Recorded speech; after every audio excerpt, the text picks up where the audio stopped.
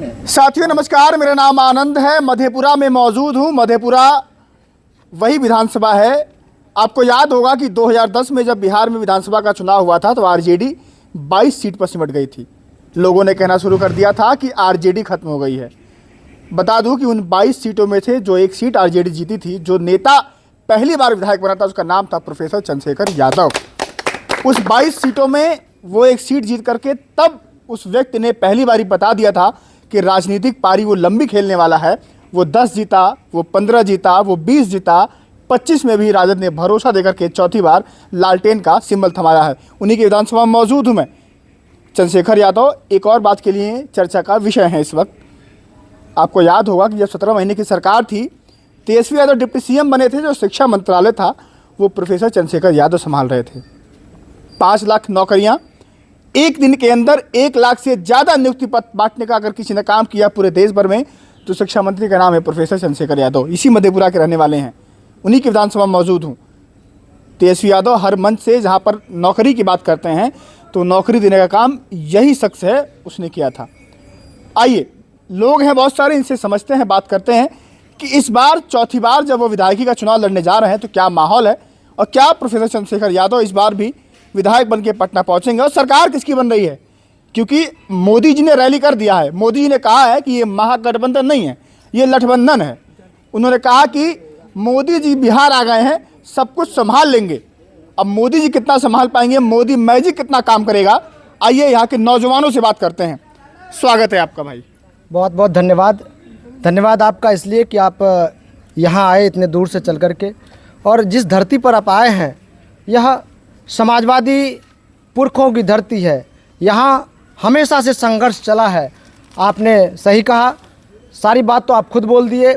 आपकी समझ बहुत पक्की है, खबर बहुत आपका पुख्ता है कि यह वही शख्स प्रोफेसर चंद्रशेखर जी हैं जो लगातार 17 वर्षों तक गांव-गांव में घूम करके संघर्ष का शंखनाद किया और इन्हें कोसी के किसानों और बहुजनों की आवाज़ का तमगा मिला।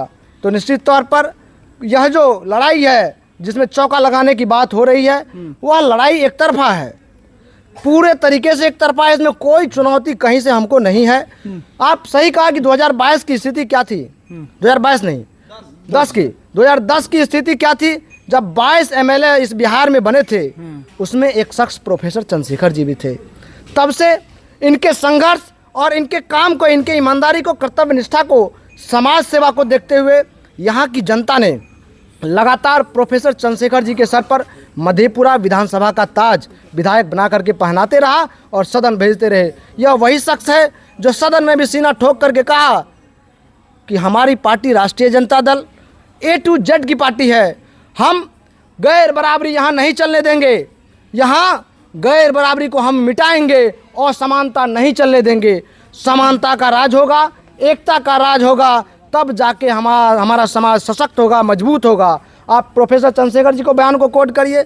लोग बहुत तरह का ये षड्यंत्र किए इनको गिराने के लिए, लेकिन जितना षड्यंत्र किए यह उस तरह से और मजबूती से उभर करके सामने आए। इन्होंने कहा था कि जो रामायण है, रामायण पूजनीय है, वह ग्रंथ पूजने योग्य है, लेकिन उसमें जो कुछ बात है, जो कुछ लोगों ने बहुजनों को, दलितों को गालियां देने का काम किया है चौपाई के माध्यम से, उस चौपाई का हम मुखालफत करते हैं, खिलाफ करते हैं। तो आप याद करिए कैसा षड्यंत्र हुआ। इनके जीव की कीमत, हम तो धन्य हैं मधेपुरा के लोग, वैसा वीर को पैदा किया, वैसे सबूत को पैदा किया जिसके जीवा की कीमत 10 करोड़ लगानी पड़ी इस देश में। जीवा की करोड़ 10, एक वो संत थे, नाम भूल रहे हैं, उन्होंने कहा, राजू दास था शायद, कहा कि जिह्वा काट करके लाओ और 10 करोड़ इनाम हम देंगे उसको। तो गैर बराबरी मिटाने का और समानता मिटाने का जो बीरा प्रोफेसर चंद्रशेखर जी ने लालू प्रसाद जी के राह पर चल करके उठाया, उस शख्स को भी अपमानित करने का काम, उसको भी, उस पर भी लगातार षड्यंत्र करने का काम किया लोगों ने।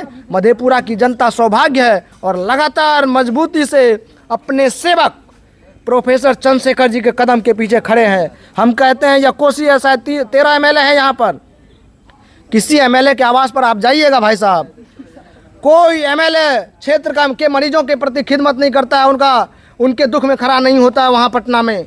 जब यहाँ बेबस, लाचार और मजलूम लोग गाँव में गांव के किसान मजदूर लोग बीमार पड़ते हैं और दुख में जब पटना पहुंचते हैं तो उनको 2 टाइम का भोजन, अपने आवास पर ठहरने का व्यवस्था, दवाई दारू में कुछ रुपया घट गया तो वह भी सहयोग करते हैं और अस्पताल में बेहतर प्रबंधन समन्वय करके उनका बेहतर तरीके से इलाज करवाने का काम करते हैं। इनका आप काम के बारे में जब जानिएगा, 1000 किलोमीटर सड़कें बनाने का काम, किसी भी विधानसभा से अधिक सड़कें इसी मधेपुरा विधानसभा में बनी। हम आपको बताते हैं, यह वही शख्स है, आपने कहा कि एक दिन में एक विज्ञापन से 1 लाख से अधिक बीपीएससी शिक्षकों की नियुक्ति कराने का काम किया प्रोफेसर चंद्रशेखर जी ने। इस देश में दूसरा कोई राज्य और दूसरे कोई शिक्षा मंत्री नहीं किए। आप वही शख्स हैं। कोसी प्रमंडल में यहाँ पर मान लीजिए 13 सीटें हैं जी, एनडीए के पास 10 हैं जी, 3 हैं आप लोग के पास जी। कैसे जीतेंगे इस बार? देखिए, इस बार हर बार षड्यंत्र हुआ है इस इलाके के लोगों को गुमराह करने का, उस लोगों को बरगलाने का काम यहाँ हुआ है। इस बार जनता बहुत सतर्क और होशियार है, जनता बहुत तैयार भी है कि इस बार कोई षड्यंत्र और साजिश नहीं चलेगा। इस बार चलेगा सामाजिक न्याय, इस बार चलेगा समानता, इस बार गैर बराबरी को हटाना है, सारे प्रपंच को गिराना है। तेजस्वी जी के चेहरा को सब देख रहा है, लालू जी के सामाजिक न्याय के चेहरा को और तेजस्वी जी के आर्थिक न्याय के चेहरा को सभी लोग बड़े गौर से देख रहे हैं। सभी ने कहा कि कोई माय के लाल में इतना दम नहीं हुआ कि हर घर में नौकरी देने का ऐलान कर दे। अगर कोई किया है तो जरा आप बताइए। वह शख्स तेजस्वी प्रसाद यादव जी हैं। इन्होंने कहा कि 10,000 15,000 से काम नहीं चलेगा, यह घूस चुनाव में देगा फिर लौटाएगा, लेकिन हमारा इरादा पक्का है, हमारे पास तगड़ा रोड मैप और विजन है, हमने सर्वे कराया है, हर घर में नौकरी देंगे, हर घर में खुशियों का दीप जलाएंगे, सशक्त बिहार बनाएंगे, विकसित बिहार बनाएंगे। और आप देखिएगा, यह 20 दिनों के अंदर उन्होंने कहा है कि कानून बना करके 20 दिन में नौकरी अधिनियम कानून बनेगा और हर घर नौकरी, जिस घर में नौकरी नहीं है उस घर में नौकरी देने का काम हमारे नेता करेंगे। इसी संकल्प को देखते हुए पूरे बिहार की जनता एक तरफा एकजुट है। कोई यहाँ किसी को नहीं देख रहा है, तेजस्वी जी को देख रहे हैं, मधेपुरा विधानसभा में प्रोफेसर चंद्रशेखर जी के कार्यों को देख रहे हैं। ये बताइए, मोदी जी का हेलीकॉप्टर अगर मधेपुरा में लैंड हो गया तो हवा तो बदल जाएगी? क्या मोदी जी का नाम आप ले रहे हैं भाई साहब? उस मोदी से समाज में कितना गुस्सा है। जरा आप गांव घूमिएगा या इतने लोग हैं यहाँ पर, आप पूछिएगा तो लोग बताएंगे ये वही मोदी है जो कहे थे कि प्रतिवर्ष 2 करोड़ नौकरी देंगे। ये वही मोदी है जो कहे थे कि 2022 तक किसानों की आमदनी दोगुनी करेंगे। 2022 आया कि गया या आने वाला है? गया। ये वही मोदी है जिनके शासन में इनके मित्र अडानी जी के पोर्ट से हजारों करोड़ का हेरोइन बरामद होता है। यह वही मोदी जी हैं। इस बिहार में उस शख्स को उप मुख्यमंत्री बनाते हैं जिसके नाम 7 आपराधिक मुकदमे दर्ज हैं। यह वही मोदी जी हैं जो सम्राट चौधरी अपनी डिग्री तक नहीं दिखा सकता और मोदी खुद अपना डिग्री अभी तक सार्वजनिक नहीं किया है। तो मोदी जी पर क्या लोग यकीन करेंगे?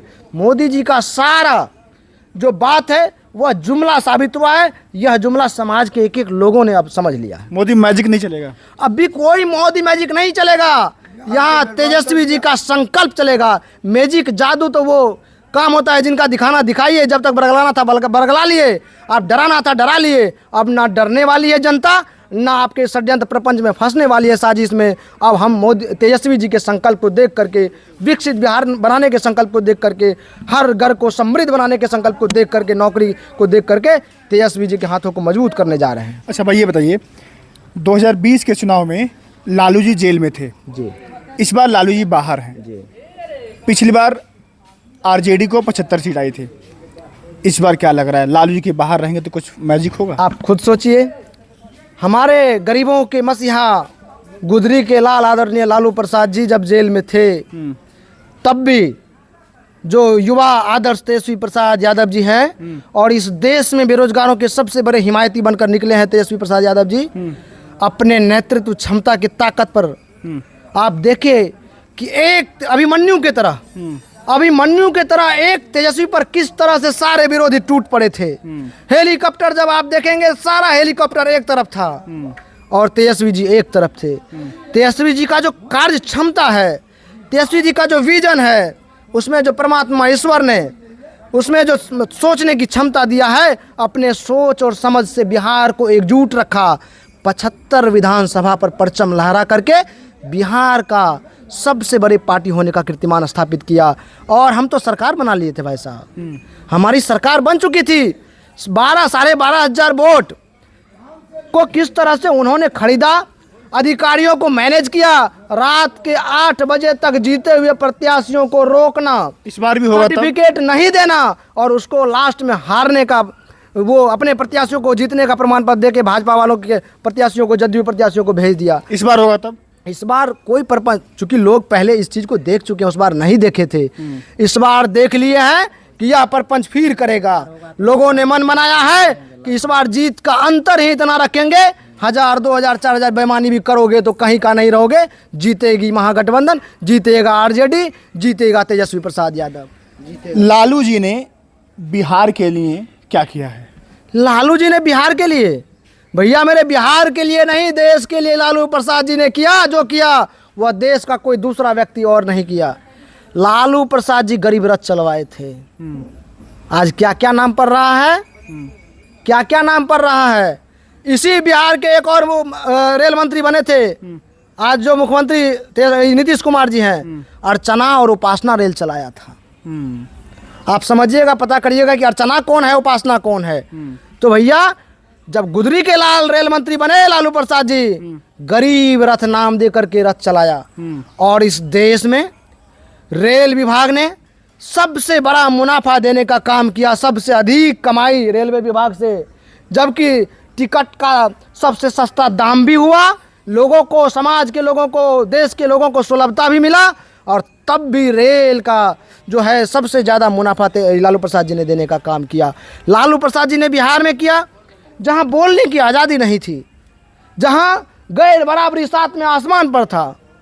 उस दौर में लालू प्रसाद जी ने गरीबों को, दलितों को, अंतिम पायदान में, गांव में, बसेरा में रहने वाले लोगों को आवाज़ दिया।